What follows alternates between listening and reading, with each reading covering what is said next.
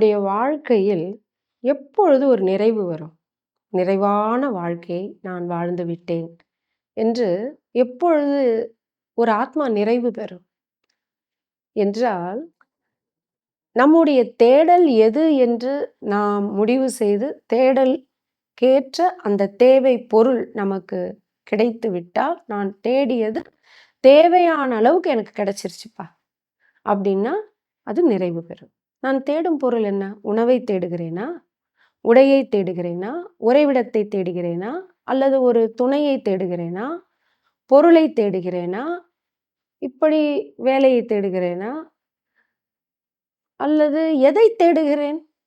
அப்ப நான் தேடுவது எது?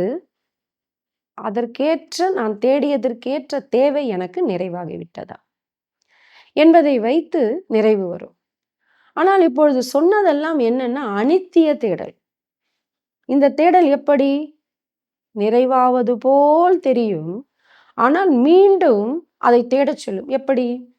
இப்போ இரவு உணவு தேடுகிறோம், சாப்பிட்டுட்டோம், ஒரு நிறைவு வருகிறது. மீண்டும் காலையில் அந்த உண்ட நிறைவு எங்கே?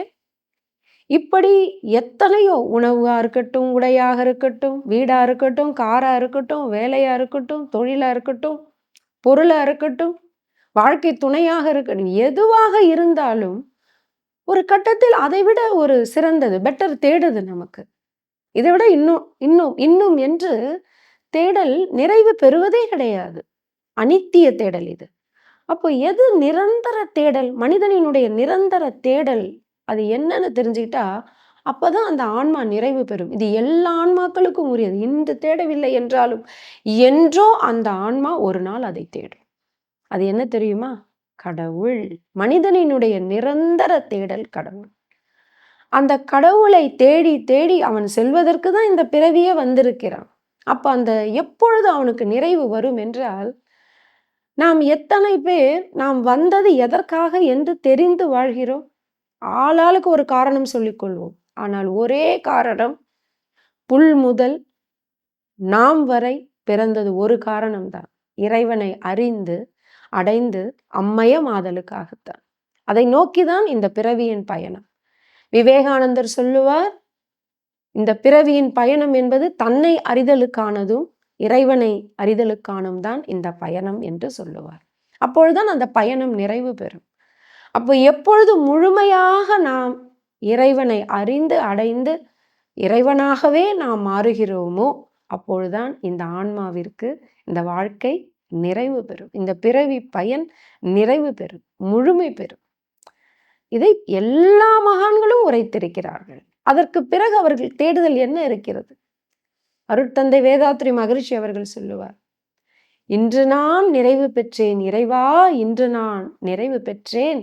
நின்றேன், நடந்தேன், உன்னை நினைந்து தேடி அலைந்தேன், சென்றேன் பல இடங்கள், சிந்தனை விரிந்த பின்னே இன்று நான் நிறைவு பெற்றேன் இறைவா, இன்று நான் நிறைவு பெற்றேன் என்பார் வள்ளல் பெருமானார்.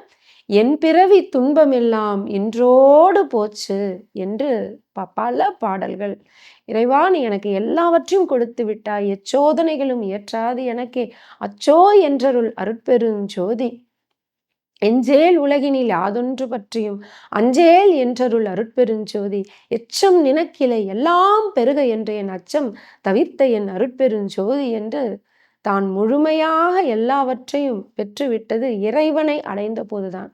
இதெல்லாம் அனித்தியங்கள், இதெல்லாம் குறைவுடையது.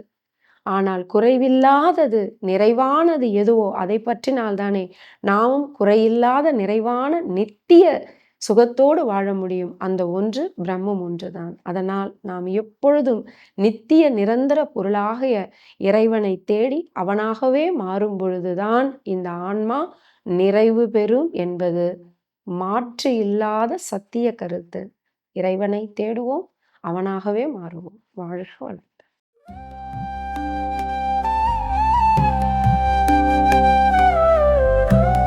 தொடர்ந்து அம்மா அவர்களின் பதிவுகளை பெற இந்த யூடியூப் சேனலை சப்ஸ்கிரைப் செய்யவும்.